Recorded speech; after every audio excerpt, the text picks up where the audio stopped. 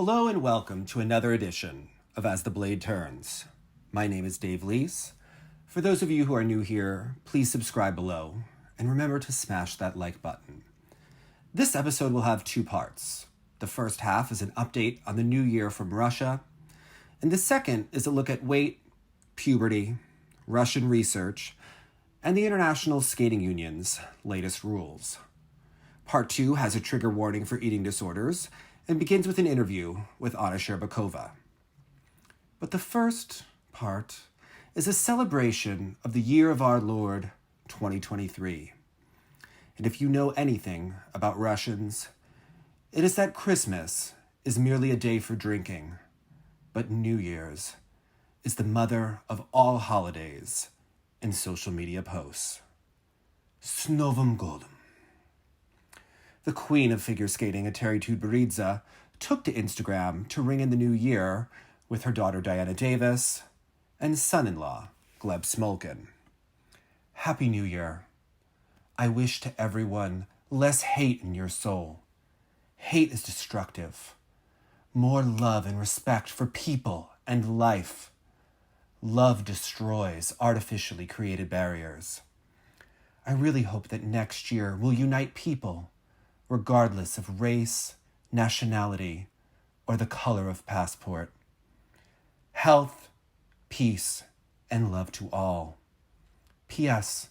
We share one planet for everyone, so let's take care of it. Who knew that Eteri was such an environmentalist? Perhaps Danny G has new work to do to emulate the Czech dance team or that Free program by Brady Tennell. Now, as for passport color and artificially created barriers, that is something we will discuss in a future edition of As the Blade Turns. It should be noted that Eteri may have had too much fun on New Year's because her post was not made until January 2nd. Her sisters Marina and Angelina posted a day earlier, though Eteri may not have seen them as she only follows 17 people on the platform, and Marina is the only sister whom she has ever followed on Instagram. Marina has also been known to badmouth her skaters on Russian forums when necessary. She is indeed the sister who told us that Yulia Lipnitskaya was never that talented. It was only the spins. And if you aren't following Eteri's sisters, you aren't seeing just how glamorous a new money Georgian can truly be. January 2nd also marked the birthday of Yana Rudkovskaya, figure skating producer, mastermind, arguer, and wife of Olympic champion Evgeni Plushenko. Eteri did not wish Yana a happy birthday yet, to our knowledge, but we can only pray that a Russian Andy Cohen could arrange such a spectacle. These women appear to like fame, money, and Miami. Now, president of Sambo 70, Rinat Lyshev, spoke about how no one should criticize Eteri for spending New Year's in the United States, even though no published articles could be found by TSL criticizing Eteri for spending the holiday in the United States. Recently, Tutberidze posted photos from the celebration of the New Year and the company of her daughter Diana Davis and her ice dance partner and husband, Gleb Smolkin. The pair's training in the USA. Lyshev, nobody should criticize Tutberidze. A trip to the USA is her business. She lives her own life, resists what is happening around her. Every creative person has a motivation, and they are not to blame for what they do. Well, what to do about the Davis and Smolkin pair? Should we wait for them in Russia at competitions?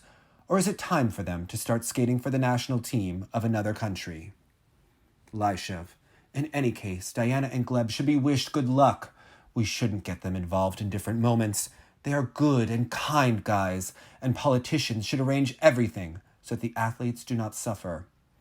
It seems to me that everyone began to understand that it is necessary to improve relations, to look for a loophole for the return of Russian sports to the world sports.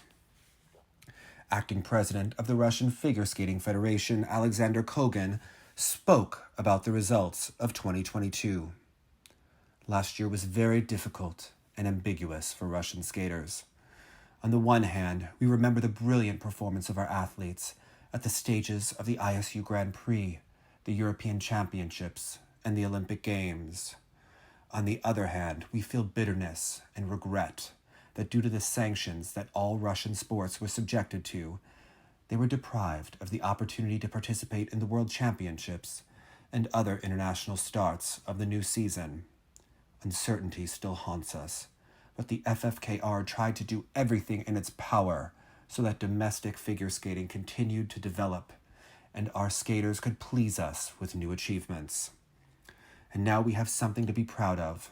Our sport does not stand still. In addition to the traditional ones, there are new domestic tournaments that the entire world of figure skating is already talking about. Our coaches are the best in the world. They continue to work, and the performances of our athletes do not go unnoticed, even though the Russians do not participate in international competitions. And I want to remind you that bright new tournaments are waiting for us in the new year. Dear friends, on these New Year's days, we all prepare gifts for relatives and friends, meet friends, make wishes. May they all come true in the coming year. Russian President Vladimir Putin has said that international sports should not be used for political purposes.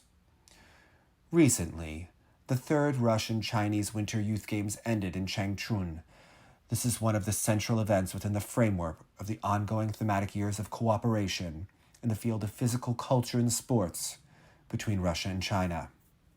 The Games were organized at the highest level and once again confirmed that sport is a common property and international competitions should reconcile people, give them joy and a sense of unity, and not be used for momentary political purposes, said Putin during talks with Chinese President Xi Jinping via video link.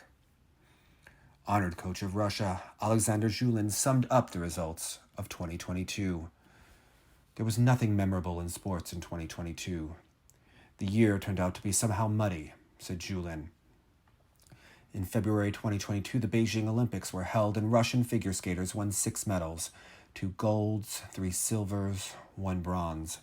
Zhulin students Victoria Sinitsina and Nikita Katsalapov took silver in individual competitions and 1 gold as a part of the Russian team, but it was not awarded due to the start of an anti-doping investigation against Kamila Valieva. Russian figure skater Victoria Sinitsina summed up the year. My 2022 turned out to be a mega contrast, but if we talk about ourselves, then 100% this year will remain the most special for a lifetime. Olympic Games, marriage proposal, wedding, I don't know what will happen next, but now I feel the happiness. And I wish this inner feeling to all of you.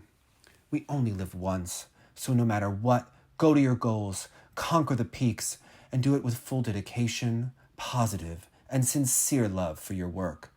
It seems to me that there is simply no other way. Happy New Year, everyone, Sinitsina wrote. Choreographer, ice show producer Ilya Averbuk addressed the Russian figure skaters with New Year's greetings. I want to wish all the guys a Happy New Year. Both the Figure Skating Federation and the guys are all great. They showed a very high bar, supporting motivation and performances. I wish to maintain the highest form for as long as possible, to continue, albeit in absentia, to compete with the leading figure skaters of the world, as well as in obsession to prove that we remain the headliners of figure skating.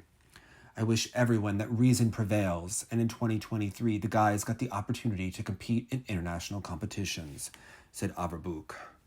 Honored coach of the USSR, Tatyana Tarasova, believes that Russian figure skating is coping with the sanctions against Russian athletes from the International Skating Union.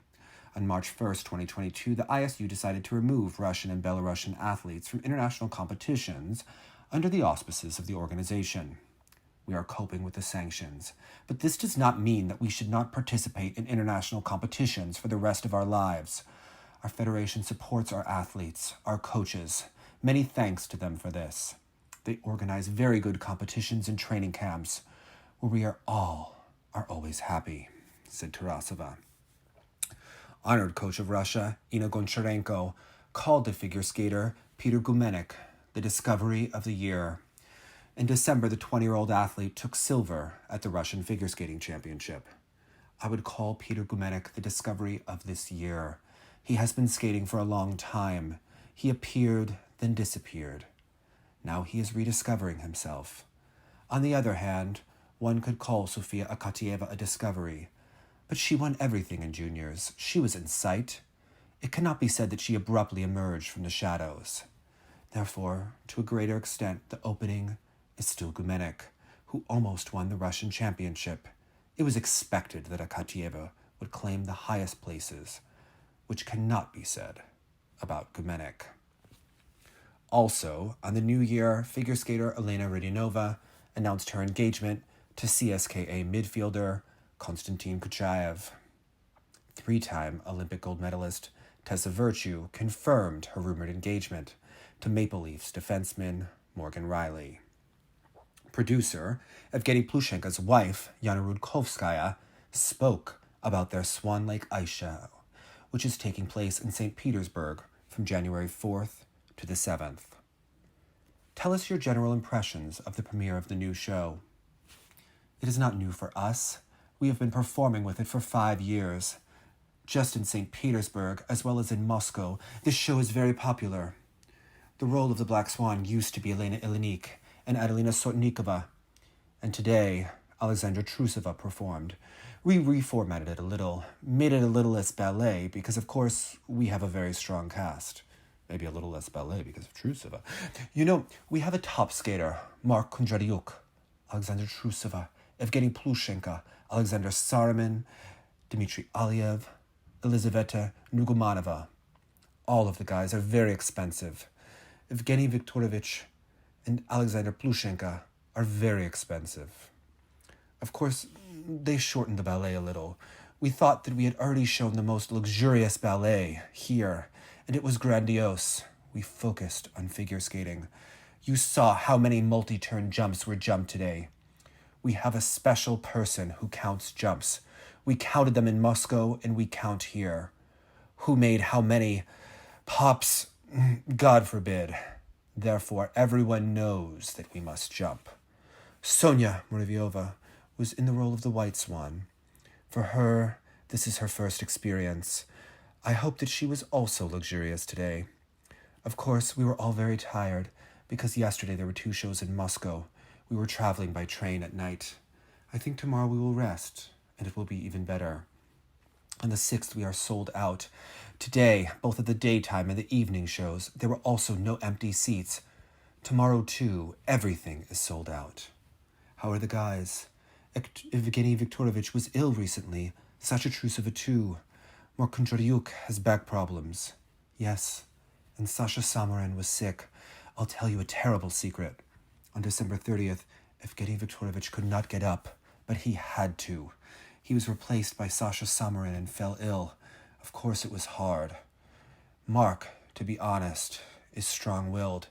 The show is not a competition. There is no need to perform quadruple jumps, ultra C elements. Dmitry Aliev made a quadruple toe loop yesterday. Samarin performs a triple axel in every show. Therefore, we invite them to the show. We love multi-turn jumps. Accordingly, everyone was ill, but they still jump. People, knowing our shows, go to the extreme. Still, we don't skate around in a circle. We have our own history. We cut our own content. It's just that other shows don't take it as seriously. They don't require that many jumps. They also have the right to do so. We have such an approach. I don't know why, but people come to us and they wait for multi-turn jumps, said Rudkovskaya, producer and marketing genius. And 2-time world champion in synchronized swimming, Maya Gubarnburdieva spoke about the victory of figure skater Sofia Akatieva at the Russian Championship in Krasnoyarsk. Sofia Akatieva won the women's tournament. Is it possible to say that the students of Eteri Tutberidze have an advantage and the right to make mistakes, even with the excellent and purest performances of their rivals? It's hard to say for sure. I think that this time, Sofia Akatieva, with whom I sympathize with, won due to the components, the rotations, step sequences, although the choreography of her programs, the imagery, despite her age of 15 years, can and should be better. Anna Shcherbakova and Alyona Kosternaya, being at the age of Akatieva, they beat more technical rivals precisely due to the creative component of their performances. I am sure that Sofia will definitely improve and develop in the creative part in the future. My heart at this Russian championship belonged to the magnificent Liza Tukdemisheva. At 26, she is in better shape than 6 years ago. Fantastic. If you choose between Sofia Akatieva and Kamila Valieva, I am not enthusiastic about Kamila's program in exactly the same way as I am about Sofia's production. But in Krasnoyarsk, Valieva, in my opinion, looked undoubtedly better than Akatieva, skating on an aortic rupture. Honored coach of the USSR and Russia in figure skating, Tamara Moskvina spoke about the disagreements between the father of Alexandra Trusova and First Channel. Earlier, it was reported that Trusova's father demanded that Channel 1 prohibit Alexei Yagudin and Tata Tarasova from commenting on the figure skaters' performances. As a coach, I would say to this parent, I don't come to your office and say, your documents are not arranged in the right way, or you are doing something wrong. Therefore, if you entrust your daughter to be representative of the Russian Figure Skating Federation, you must trust the specialists of the federation, coaches, and representatives of the television channel, which has every reason to make those decisions and appoint those specialists to talk about competitions. If you still want to participate in this, then get hired and work on a TV channel, said Moskvina. On an editor's note, I certainly agree with Moskvina, because Trusova has not been the skater with the results that she was in previous seasons. And in a sport like figure skating, you are only as good as your last result. It is true that Trusova remains a figure skating star and is a star in the shows of Evgeni Plushenko and Yana Rudkovskaya.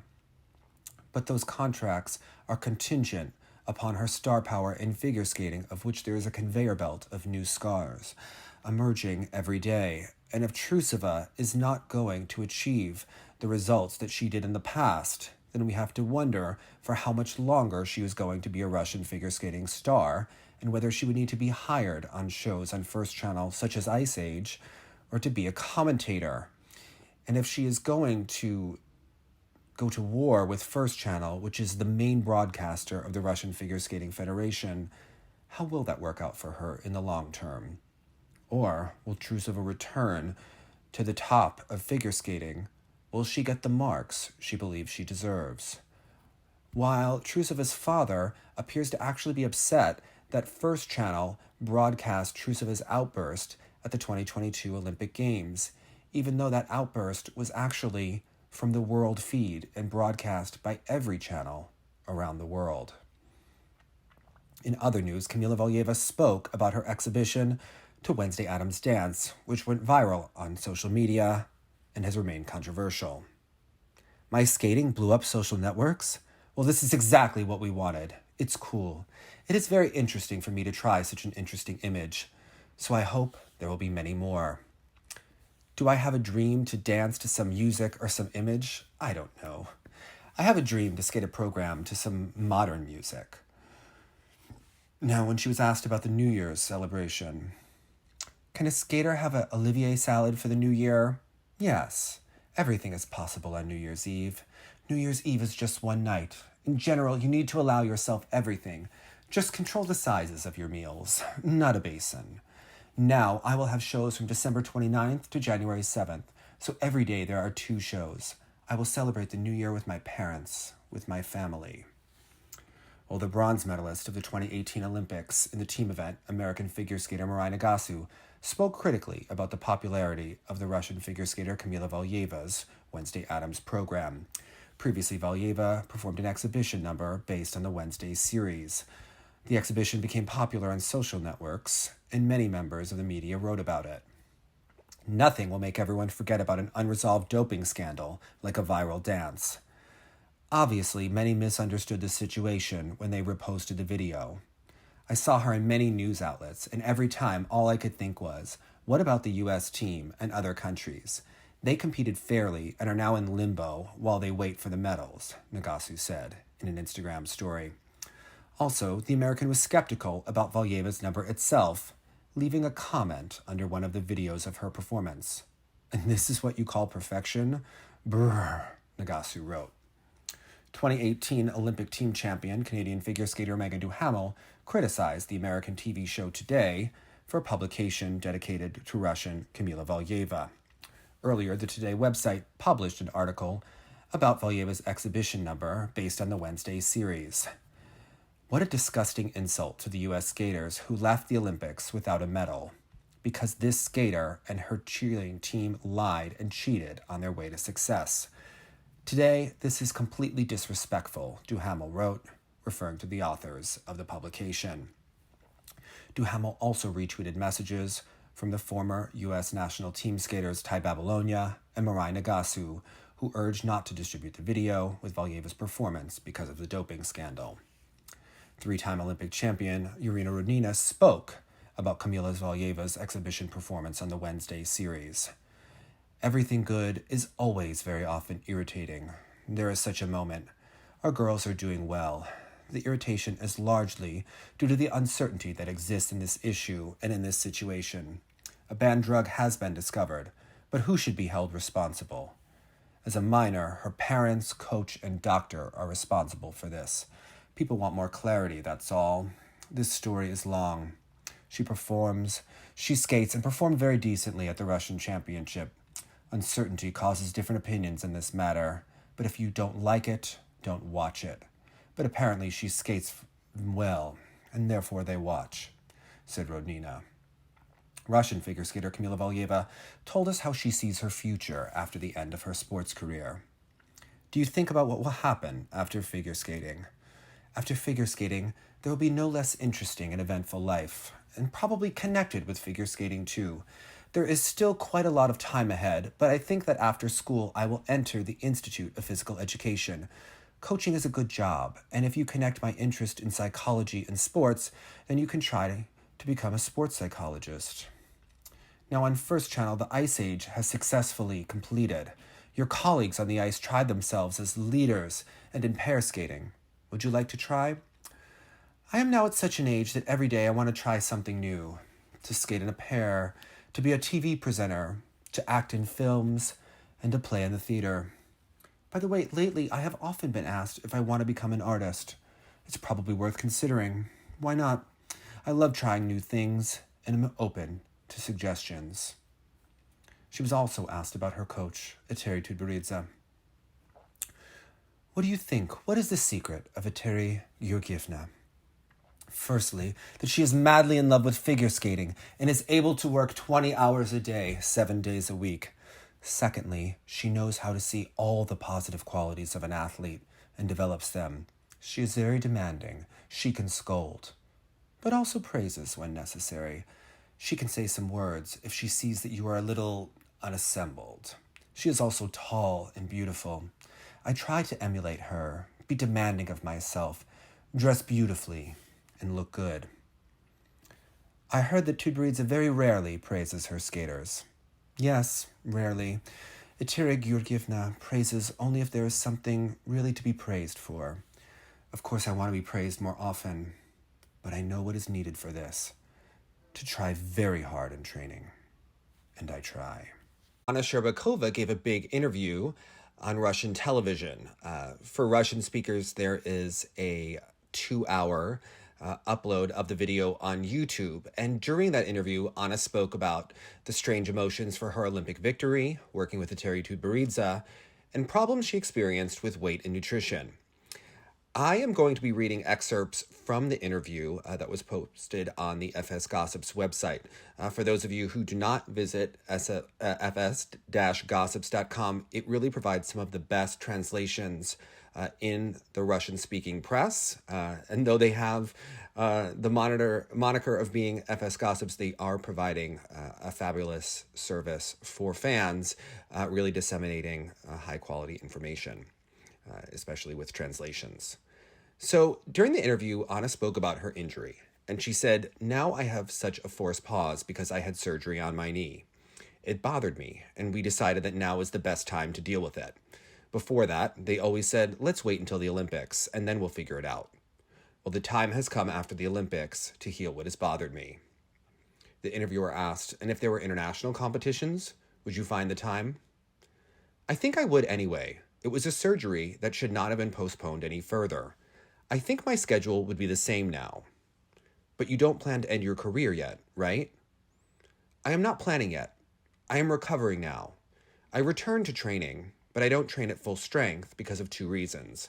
First of all, it is impossible for health reasons. I follow the doctor's recommendations and gradually return to the loads. Now, just an editor's note here, there is a video of Anna Shcherbakova that has circulated on the internet of her restoring her triple loop, and you see her attempt the triple loop about 10 times, and the struggle that it took to return to form. She is scheduled to take part in a show with Tatiana Navka over the Christmas season, but not at full strength, but I just wanted to provide that context for the interview. They said when they were talking about the Olympics, they asked her about her reaction and, more importantly, the coach's reaction. She had talked about how she had almost no reaction to watching Valieva skate or her own performance, that she felt an emotional overload. Well, they asked, how did the coaches react? I don't know what the coaches felt at that moment.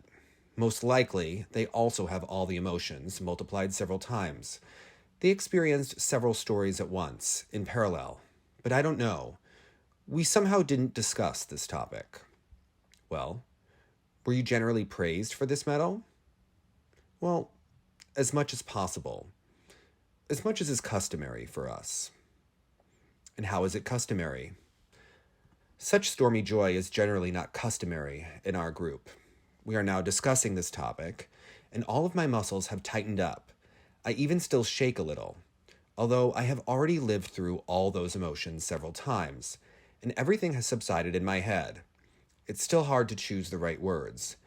It often happens that it's hard to express emotions in words. I think that the first thing Daniil Markovich said was, "Why aren't you happy?" I'm sitting, and I have some kind of loading going on in my head. He came to congratulate me, and the first phrase was, "Why are you so joyless?" I'm trying to remember those moments. Well, congratulations. You did it. Well, Olympic champion. Probably even these words already mean a lot. Usually they don't praise. Isn't that customary in your group? In general, not very customary. I wouldn't say it's important to me. There's a feeling that I do not quite know how to accept praise. If they praise me, then think, okay, that's enough. And if a third party praises, it appears to me that they do not understand anything. It's hard to take praise seriously. I take criticism very calmly. I never get offended by it. I can't say that it was ever difficult for me because they didn't praise me.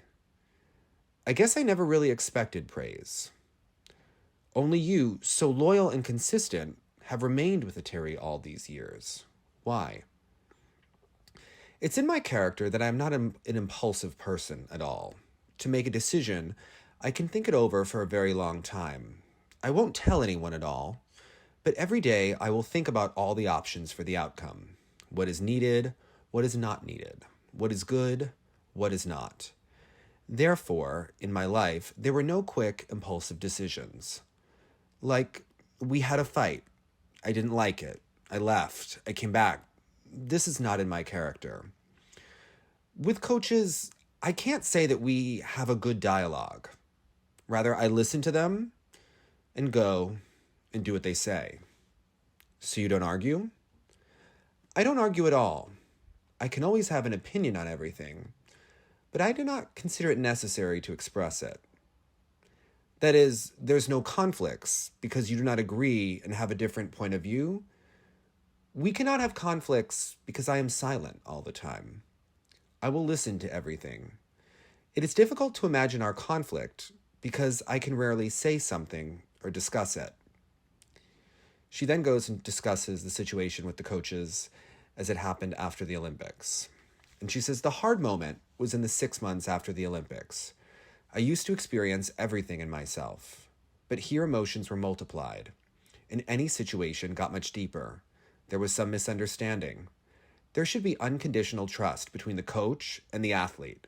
which was a little lost because I was in my thoughts. I did not voice anything. We had no conflict or quarrels, but it was probably obvious that I was thinking about something. My forced pause due to injury was beneficial because I was able to overcome and let go of my misunderstandings and resentments. Now I don't see the point in dragging them along. She also gave interview answers about weight and nutrition, and these are things that were quite alarming, but they're actually quite telling, as we'll discuss later in this video, about the practices in Russian figure skating at Sambo 70 with Dr. Shevetsky and in general, as well as the culture that they live in. This is a trigger warning for eating disorders. I want to be very upfront about this, but it does show you how weight is discussed and how seriously it is monitored in this group. And she says, in our group, they monitor not the nutrition, but the weight. We weigh ourselves every day before the second workout. We adjust to competitions. It's like a competitive skating, and it is desirable to be the same weight all the time. I probably don't have a tendency to be overweight. Until a certain age, I was the happiest in the group. I was the last one to start being weighed. The whole group was weighed, but I was not. What is the point of weighing her? They started weighing me in my first senior season, and usually they start at 10 to 12 years old. I jumped the first quadruple when I weighed 25 to 26 kilograms. I remember that I read some article then, and it was written there that girls can jump quads only with the weight up to 25 kilograms. I read this, and when I had 26 kilograms, I thought, what, now I can't do a quadruple? When I was weighed, it did not bother me, and I could eat whatever I wanted. My body structure, my genetics, and my daily workouts from morning to evening allowed me to eat as much as I wanted. You said you can lose up to 1 kilogram in training. Yes, I had such a thing that I could lose 800 grams after training on ice, but on average in the gym, about 200 grams. On ice, 300 to 400. And with quite a lot of such training per day, everything burns out. Plus, it was such an age. In the first senior season, I didn't bother at all. I could fly to competitions and bring a lot of junk food with me to the plane. I did not take the scales with me to the competitions. Now, I can only recall those times when I didn't bother how much I ate, drank, etc. Now there will be so many worries. You can't drink a lot. And if you also eat salty food... In the second senior season, I changed, matured, and began to monitor nutrition. Then it was no longer possible to eat as much as I wanted because it was reflected on the scales. I just had to follow the diet. Quite adequately, I could afford something, but not in huge quantities. It happened that I gained a little after the weekend, which means you need to come early, dress warmly, and lose weight somewhere on the stimulator. And during the Olympic season, I had to keep a close eye on my weight because the process of maturing began. I understood that this was not the year to experiment. Perhaps it was possible to gain a little and I would still have my content, but I didn't want to check it if I could handle the increased weight. It seemed to me that you weighed 30 kilograms at the Olympics. Of course not, but I set a goal for myself. 6 months before the Olympics, be patient and maintain control. In the Olympic season, I had maximum control over my weight. I weighed myself 100 times a day. I watched every gram, but I have no regrets. There was a result. I don't know if it would have been if I hadn't treated training so responsibly and hadn't followed my diet so much. Such an adult attitude at the Olympics, too. There were workouts for half an hour a day. If we weren't so responsible, we could rest for days, eat in a 24-hour canteen. Therefore, self-control was very important. During the Olympic season, I tortured myself a bit with some diets and restrictions. I read a lot of books on proper nutrition, what you need to eat in order to have energy. I think it's the same for everyone who has never bothered about it in their life, but suddenly started. You do it incorrectly somewhere. You make a mistake somewhere. I managed to keep this weight somehow. And it is logical that after the season, when for the first time I wasn't very strict about food, without training and great motivation, all this was let go. Now I am gradually looking for a comfortable diet in order to combine nutrition and training so that it does not bother me and does not go to excess. It's also important to note that Anna Shcherbakova was actually shown eating only powdered food during the Olympics in order to maintain this weight. Just for context, 25 kilograms is approximately 55 pounds, and this is what they are discussing in the Russian press when they're talking about some of these requirements for weight and for body mass index, as we'll discuss later. I wanted to put that into context for everyone when thinking about how serious this interview actually is and how telling it is when we go into the culture of this and the restriction. It is noted that weight is something that is monitored in ice rinks. It is something that is not encouraged by many experts, especially with eating disorders and nutritionists, but it is a practice that has gone on for decades. There will inevitably be people who comment on this video who talk about their weight being monitored. But we're going to get into how seriously of a focus this is in Russian figure skating and to put into context what other things can be impacted by a skater's weight. So I did want to just put that into context for you. During the 2022 Olympic Games, Vyacheslav Zagrudnik appeared on the skating lesson to discuss the men's event at the Olympic Games. Now, during the end of that show, Slava spoke about being in a hotel room with Sergei Dudikov during the 2018 Olympic Games. And he spoke about watching Sergei monitor and track the weight of novice and junior skaters at the Hrustalny rink while away at the Olympic Games, preparing Evgenia Medvedeva and Alina Zagitova. Now, whether you agree with the practice of weighing skaters or not, it does not take an experienced coach to call someone fat or to write down their weights to make sure they don't gain a pound from day to day. Now, even if you agree with the practice, ask yourself, why would such an experienced coach at Hrustalny, such as Sergei Dudikov, be monitoring the weight of young, relatively unimportant skaters at that point in time so clearly during the Olympic Games? Are these dosages of performance-enhancing drugs that could impact an athlete's health and well-being based on their weight? Could certain dosages of performance-enhancing drugs perhaps be dangerous to skaters if they are miscalculated? And later on, ask yourselves, could slight miscalculations result in athletes testing positive for banned substances during drug screenings? But for, how says, Russian system, Soviet Union system, even this day, I jump on a scale and look how much I gain for do nothing right now. I just try to be in the shape every day too. Jump on a scale. Oh, I gain like 10 pounds. Okay, Slava, that's it. You not eat the rest of the week. Just drink water with honey and run in the ocean. You lose weight. Interesting. Yes.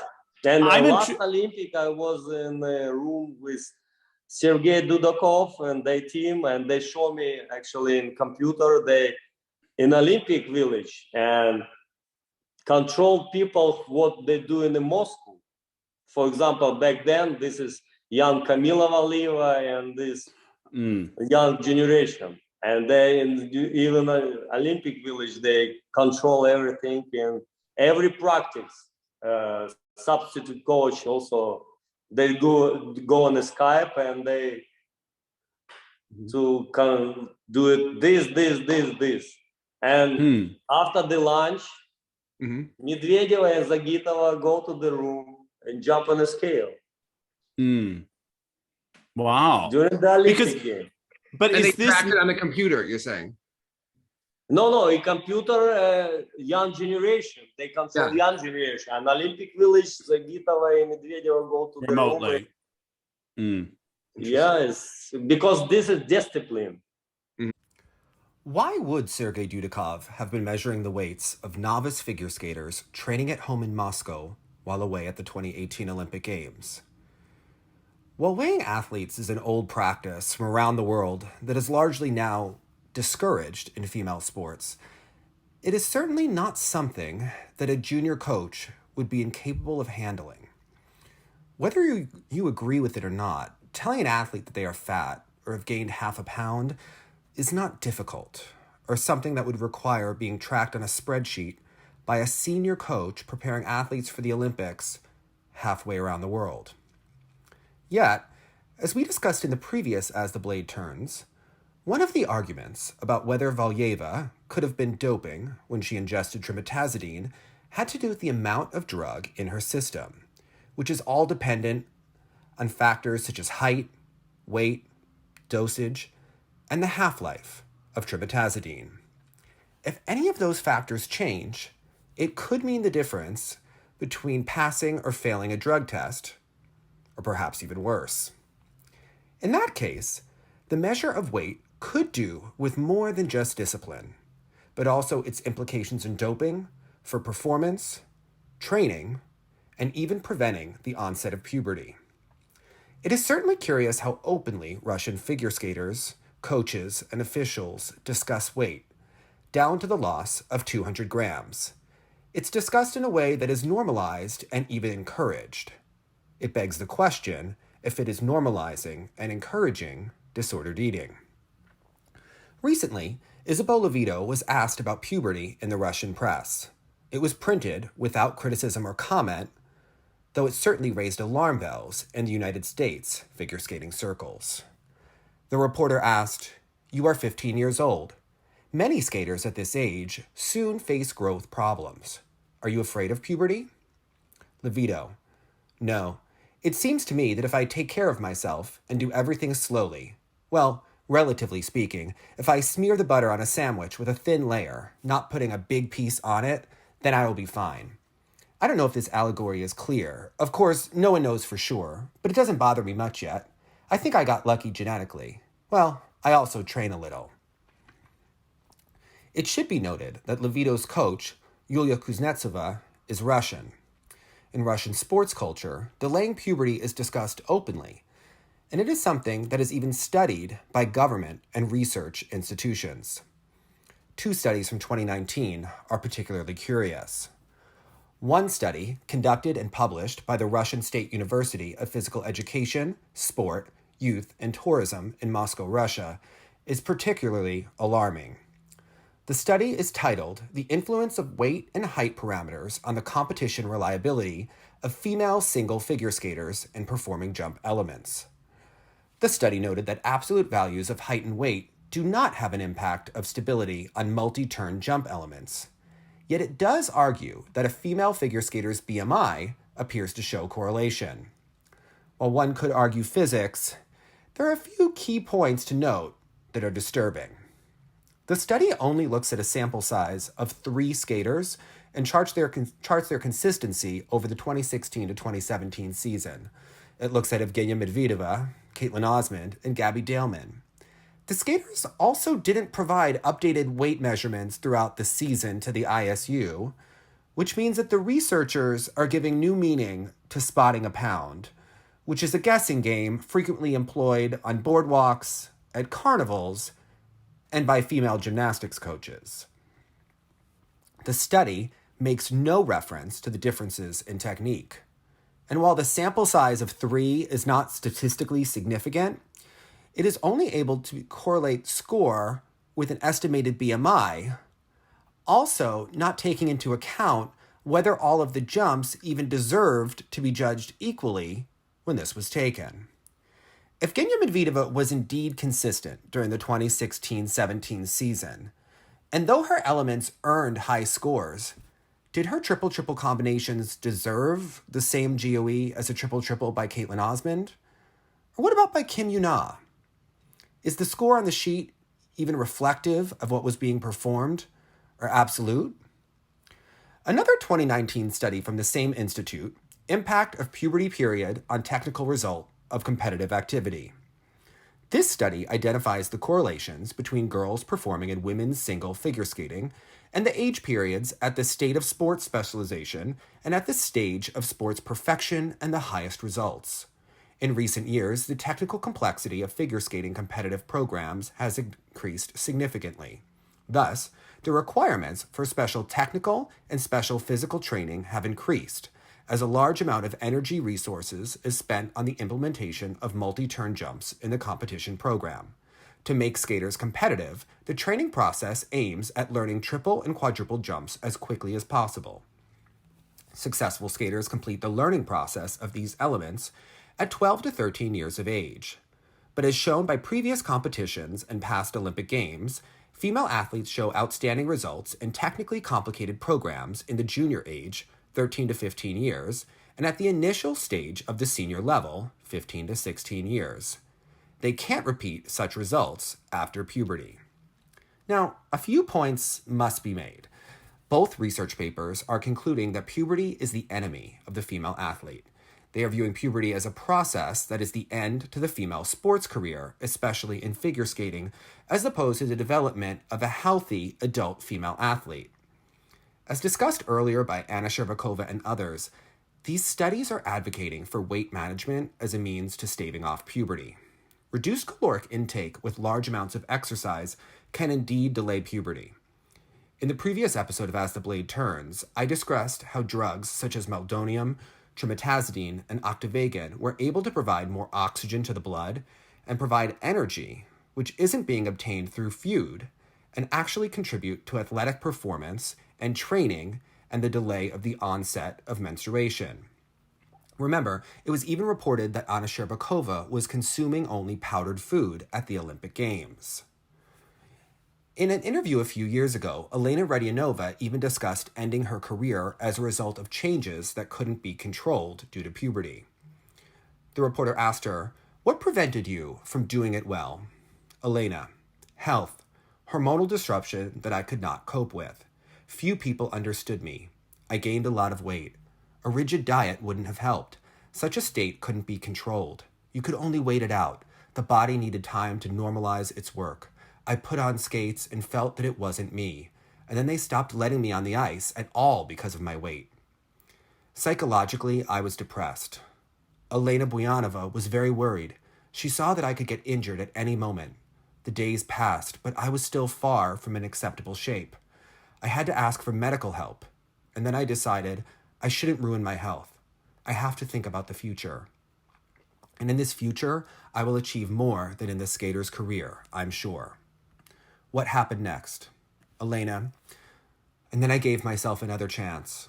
In the summer, I tried to get in shape, gathered all my strength, forgetting about previous thoughts. I thought, well, one more time, the last one. From under the summer sun, I went to the cold skating rink and tried to get my body started.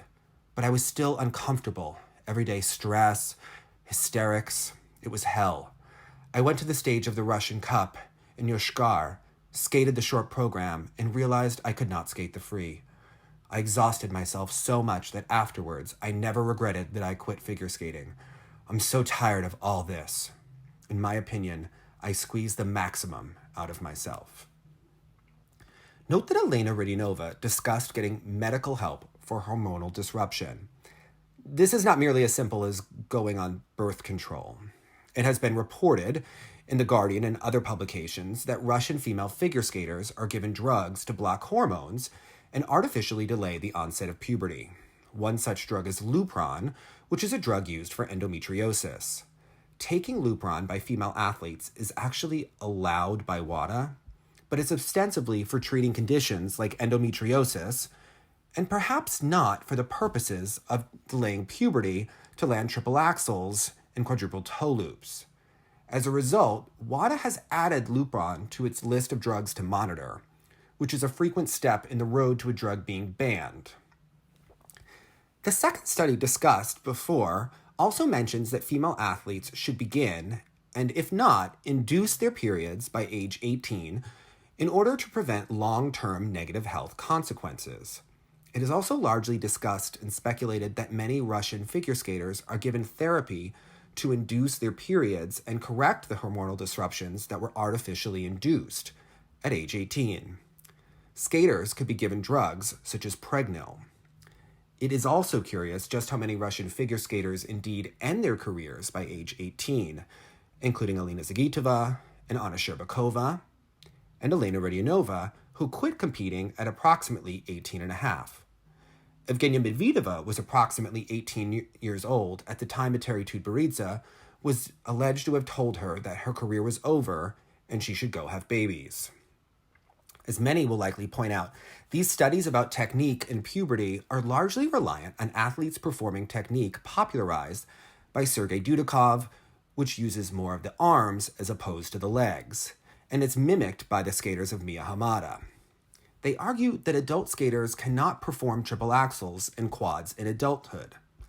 Other skaters, like Elizaveta Tuktamisheva, Tanya Harding, and Midori Ito, have indeed performed triple axels well into their 20s.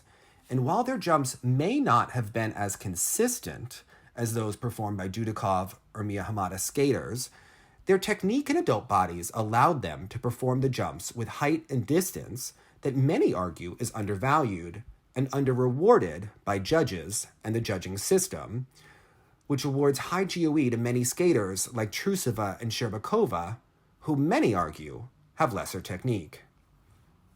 It also needs to be discussed that delaying puberty, coupled with anorexia and overexertion, leads to something called the female athlete triad, which is an extremely dangerous physical condition. Most doctors would argue that the female athlete triad must be avoided at all costs. Yet in Russia, it appears that the female athlete triad is being all but mandated, induced, and even institutionalized. The female athlete triad was recognized in 1992, and it's defined as a spectrum disorder of 3 components. 1, low energy availability due to disordered eating disorder, or lack of nutrition relative to caloric expenditure. 2, menstrual dysfunction, the delay of puberty. And 3, low bone mineral density. Its advent has been linked to the increase in female athletic participation since Title IX was passed in 1972. The incidence of the female athlete triad is ill-defined because patients are reluctant in providing appropriate histories.